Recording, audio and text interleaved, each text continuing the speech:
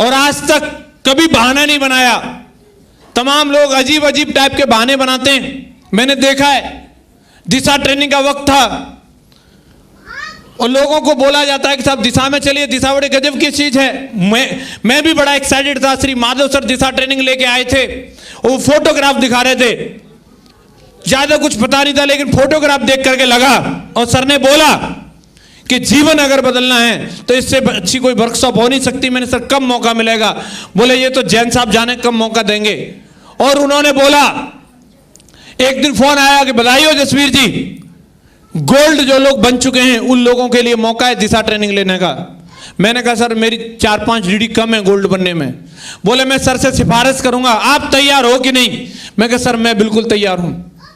और दोस्तों मैं बिल्कुल एकदम उसी दिन से बिल्कुल इंतजार कर रहा था किस दिन हमारा, मैंने तुरंत रिजर्वेशन करा लिया और सारे काम ओके। और जो लोग पहले से गोल्ड थे, पर्ल भी थे और उनके पास मौका था, लेकिन जब उन्होंने कंट्रीब्यूशन की बात सुनी, रिजर्वेशन करा रखा था, लेकिन प्लानिंग उनकी पक्की थी कि जैसे ही ट्रेन पकड़ने का टाइम आएगा हम भाग जाएंगे। और सर का फोन आया कि उनको भी पकड़ के लाओ। मैं उनके पास गया, वो खेत में भाग गए। सर बोले खेत में चले जाओ। मैं खेत में चला गया, वो गेहूं में जाके बैठ गए, मुझे दिखे उधर बैठे, मैं जाके वहीं फोन पकड़ा दिया। मैं देखता हूं लोग अजीब अजीब बहाने बनाते हैं, लेकिन दोस्तों मुझे आज तक याद नहीं है मैंने किसी मीटिंग के लिए, किसी भी चीज के लिए कभी बहाना बनाया हो। लोग उल्टे पुल्टे ऐसी चीजें भी बोल देते हैं जो उनके लिए ठीक नहीं है। बोल देते हैं सर मेरा एक्सीडेंट हो गया है, हुआ नहीं फिर भी बोल देते हैं। एक लीडर थे हमारी टीम में, वो हमेशा बोलते थे मीटिंग जब भी होती सर मेरा एक्सीडेंट हो गया है। झूठ बोलते थे, वो ऐसा हुआ नहीं था। लेकिन भगवान ने ऐसी सुनी कि जब भी मीटिंग होती थी और वो आना चाहते थे, उनका सचमुच में एक्सीडेंट हो जाता था फिर। इसलिए ऐसा बोलना भी ठीक नहीं है। समझ आ रही बात की नहीं आ रही है?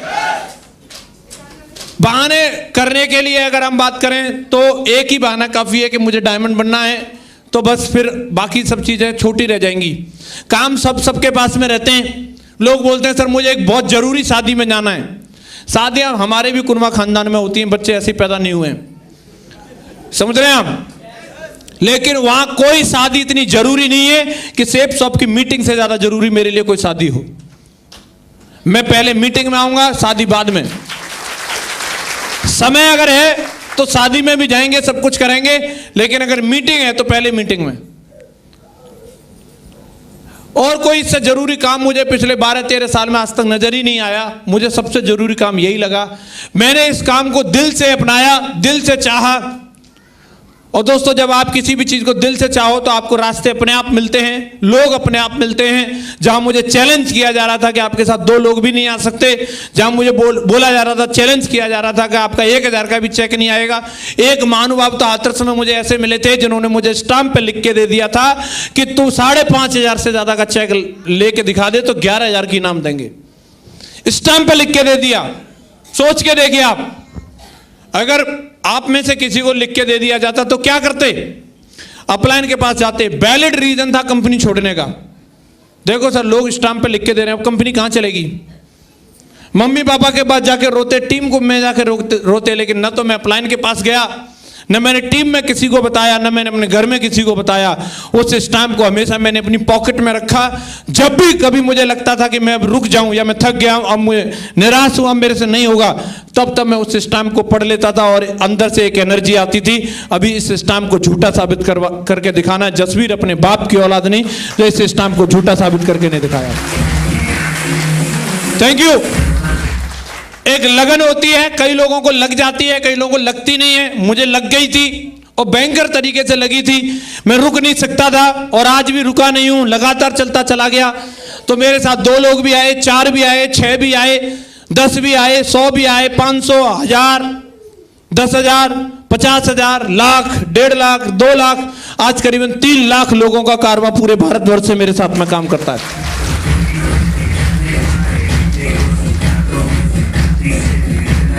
धन्यवाद। चैलेंज मुझे किया था 1000 के चेक के लिए।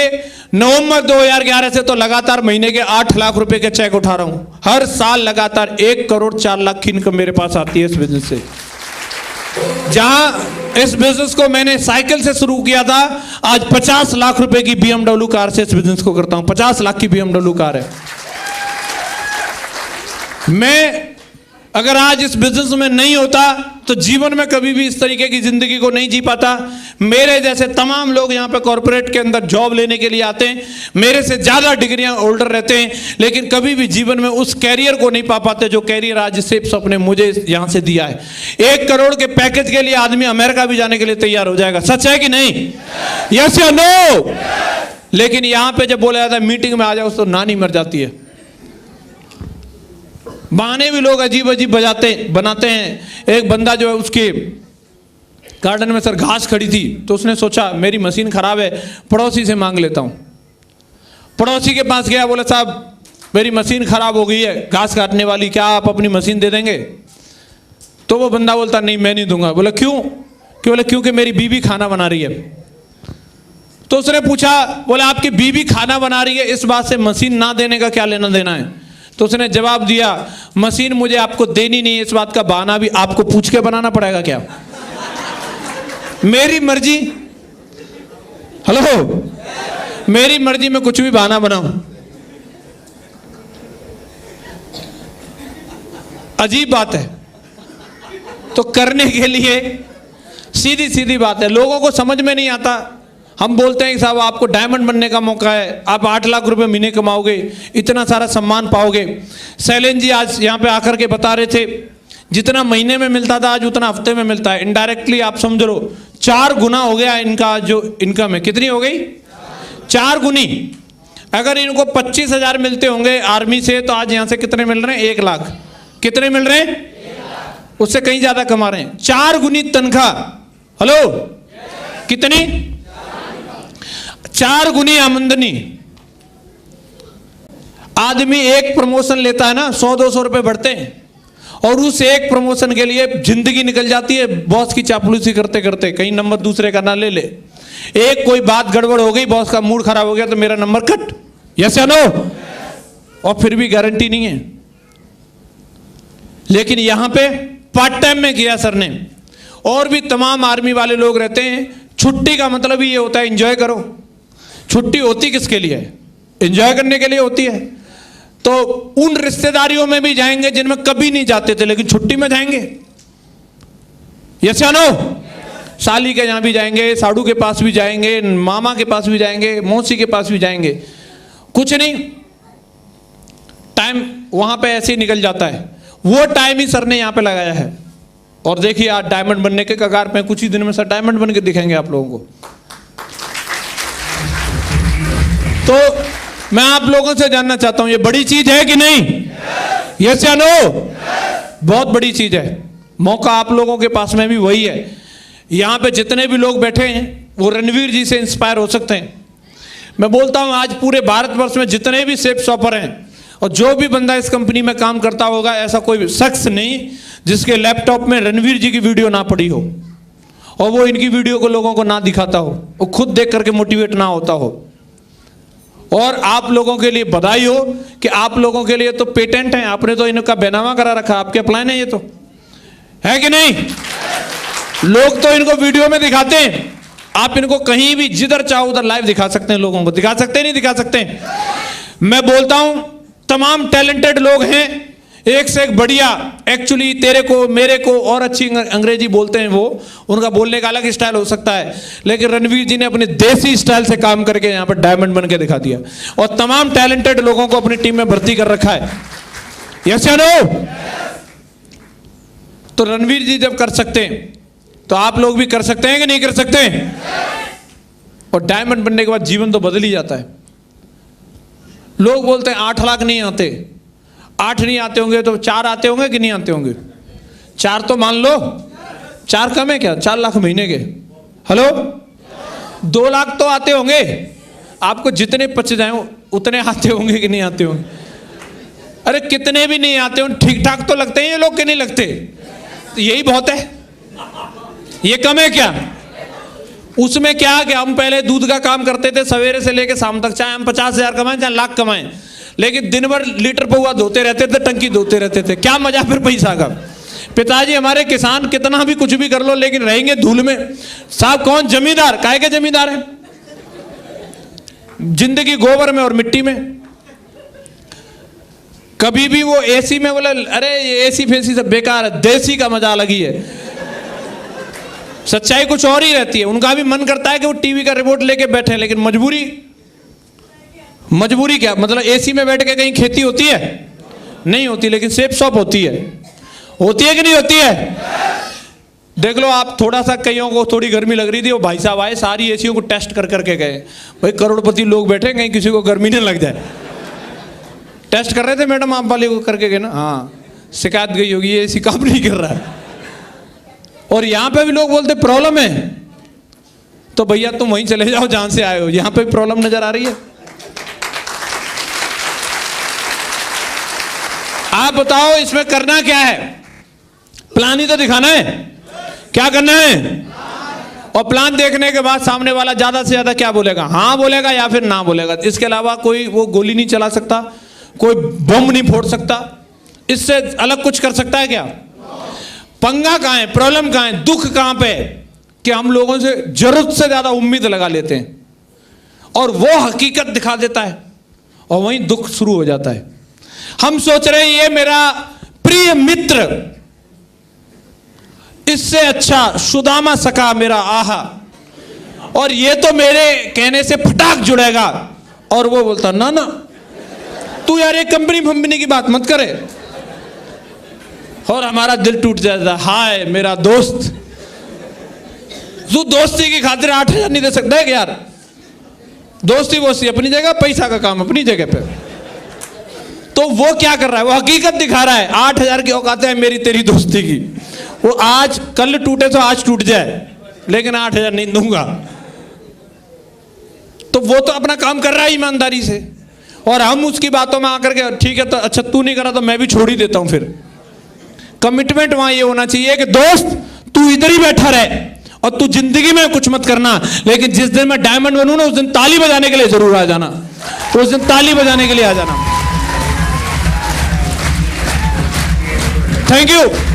मेरे ऐसे तमाम दोस्त थे, मैं उसको लेके गया मीटिंग में और लौट के आ रहा है, मेरे को समझा रहा है मूर्ख पागल आदमी, तूने ये कंपनी ज्वाइन कर ली। मेरे से पूछ लेता। मैंने कहा क्यों, तुम कौन, बिल गेट्स हो क्या?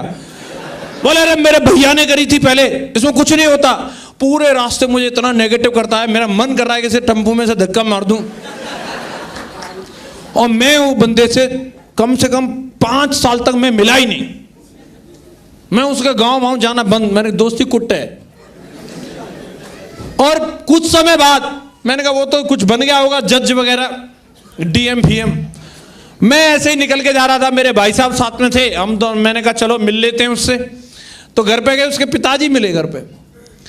तो मैंने पूछा कहाँ है वो आजकल और कैसे क्या है? तो उन्होंने पूछा तुम बताओ। जानते तो थे ही मेरे को, ये हमारे लड़के का दोस्त है और वो रेलवे से रिटायर हो गए थे। तो उन्होंने मेरे से पूछा तुम बताओ तुम्हारा क्या चल रहा है? मैं बढ़िया गाड़ी में गया था, अपनी वैगनआर उस समय जो मैंने ले रखी थी। और क्या कर रहे हो, कोई नौकरी वोकरी लग गई, क्या है तुम्हारा? मैंने हाँ अंकल जी कुछ ऐसे ही है। क्या तनख्वाह वनख्वाह मिल जाती है?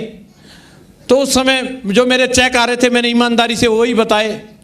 मैंने कहा हाँ मिल जाते हैं करीबन 4-1 लाख रुपए महीने में। 4 लाख रुपए महीने? 4 लाख? मैंने हाँ अंकल जी 4 लाख। ऐसी कौन सी नौकरी है लाला? मैंने कहा कुछ काम है। ऐसा कौन सा काम है? मैंने ये वही काम है जो मैंने उसको, दोस्त का नाम नहीं बताऊंगा अभी, उसको बताया था। तो बोले उसने नहीं किया। मैं ना उसे, अरे नालायक है, 2,000 रुपए महीने में होटल में टीचिंग कर रहा है। मैं क्या कर रहा है? 2,000 रुपए महीने पे टीचिंग कर रहा है। मैं सोच रहा था कि डीएम बीएम बन गया होगा। अरे उसकी अकल कहां है? लल्लू तुम वो बता और अभी पैसा ले। और उन्होंने तुरंत ट्रायंगल से ज्वाइनिंग ली और उनके बड़े भाई जो हैं उनकी भी ज्वाइनिंग कराई और उनका छोटा भाई था उसकी भी कराई। बोले उसको छोड़ के सब पूरे परिवार को ज्वाइन करा। और पूरी दमदारी के साथ काम किया। अभी 800-900 की टीम भी बना ली उन्होंने और दमदारी से काम कर रहे हैं बिजनेस में। तो उस समय वो दोस्त ने मेरे को जो बोला, लेकिन ये जरूरी नहीं है कि वो हमेशा सही कह रहा था। अगर मैं रुक जाता तो उसकी बात सही हो जाती, लेकिन मैं रुकने वाला नहीं था। आज आपको भी हो सकता है, आपके ऐसे तमाम लंगोटिया यार बोल रहे होंगे, अरे तुम्हारी आएगी गाड़ी, हाँ तुम बनोगे डायमंड। उनकी बात सही हो सकती है सिर्फ एक वजह से, अगर आप रुक जाओ तो। लेकिन अगर आप चाहो तो उनकी बात गलत सिद्ध हो सकती है अगर आप चलते रहो तो। क्या आप चलने के लिए तैयार हैं? यस या नो? मौत नहीं आएगी, गारंटी की बात है। यहां कोई गोलियां नहीं चलती। इतनी कसमें बातें तो आजादी के लिए भी मतलब खिलवाई नहीं होंगी। अगर भगत सिंह जी ऐसे मोटिवेट करते, हो सकता है 25-30 लोग फांसी चढ़ जाते हैं उनके संग। लेकिन यहां पे क्या बात कर रहे हैं हम? डायमंड बनने की बोल रहे हैं। देखो बढ़िया आराम से काजू रखे, मिठाई रखी है, सर लोग खा नहीं रहे, बच्चों को बांट रहे, तुम ही खा लो। और लोग बोलते हैं इसमें फिर भी प्रॉब्लम है। काय की प्रॉब्लम है? बढ़िया ऑडी A6 में बैठ के आए टनाटन, हेलो 5 स्टार होटल से चेकआउट करके आए, मजा नहीं आ रहा होगा? हेलो कई लोग बोल रहे हैं ये कंपनी का आदमी है, इसको सब मालूम है, इनको लोगों को ये मोहित कर लेते हैं, बस में कर लेते हैं, इनको सम्मोहन शक्ति आती है। क्या क्या नहीं बोलते लोग। तो देखो ये सब फालतू की बातें हैं, ऐसा कुछ है नहीं। मैं बंगाल का जादू वादू नहीं जानता। सच्चाई ये है कि सिस्टम है, यहाँ खड़ा हूं इसलिए मैं बोल रहा हूं और आप लोग सुन रहे हैं। बाकी मैं भी एक आम आदमी हूं। 17 नवंबर की बात है, हम लोगों को मीटिंग करने के लिए जाना था लखनऊ। तो मेरा जो मैंने नई कॉलोनी में शिफ्ट किया है, वो गाड़ी साफ करने वाला कोई मिला नहीं, तो मैंने सोचा चलो मैं खुद ही गाड़ी साफ कर लेता हूँ। नहाया धोया था नहीं, मैं गाड़ी साफ कर रहा था मैं। तो मेरे बगल में ही एक और व्यक्ति रहते हैं, वो आए वहाँ पे। तो वो ड्राइवर थे, वो मतलब जो है जो जिनका मकान है उनकी गाड़ी चलाते थे वो। तो आकर के वो पहले मेरी गाड़ी का उन्होंने ऐसे चक्कर काटा, फिर मेरे पास आके खड़े हो गए और मेरे से बोलते हैं ये कितने का एवरेज देती है? मैंने कहा ये देती है 12-14 का। बोले बढ़िया। कितने? 50 लाख की तो होगी कम से कम ये। मैंने हाँ इतने की ही। बोले अच्छा, आपके साहब क्या करते हैं?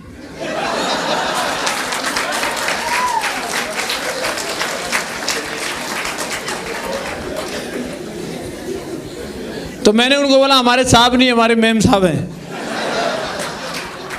तो उन्होंने बोला इसके बावजूद भी अच्छा, तो आप मैम साहब की नौकरी करते हो? मैंने हाँ जी। वो क्या काम करती हैं? कोई बड़ा काम करती होंगी। मैंने बड़ा छोटा तो पता नहीं, पैसा खर्च करती रहती है। तो वो बंदा आपके सामने खड़ा है जिसकी गाड़ी अपनी, और वो सामने वाले को भरोसा नहीं है इसी की होगी, वो ड्राइवर ही समझ रहा है मुझे। तो कहां बंगाल का जादू किधर है? अगर होता तो उस पर पहले फेंक देते हम, समझ रहे ना? तो भैया सिंपल आदमी है हम लोग, सिर्फ एक ही वजह से यहाँ डायमंड बने। चतुर्थ सिंह तमाम निर्धन घूम रहे हैं और इधर ऐसे थे भोले वाले से और बढ़िया मजे ले रहे हैं, 8 लाख रुपए महीने कमा रहे हैं। उनको अभी भी जलन होती है, देख बन गया मैं रह गया। तो वो वाली जलन आपको ना हो, इसलिए मैं आपको सलाह देता हूं दमदारी के साथ में काम करो। कर सकते हैं? तमाम लोग सेलिब्रिटी हैं जो यही काम, प्रमोशन का काम करते हैं। फर्क इतना है वो टीवी पे करते हैं और वो लोग, कोई जूते बेचता है कि नहीं बेचता, कोई कोल्ड ड्रिंक बेचता है, कोई शैम्पू बेचता है, कोई तेल बेचता है। और हम और आप क्या सूट और साड़ी नहीं बेच सकते? बेच सकते हैं कि नहीं बेच सकते? तो जिस तरीके से उन लोगों की लाइफ हो गई है वैसे हमारी भी लाइफ हो जाएगी, इस बात का यकीन मानिए दोस्तों।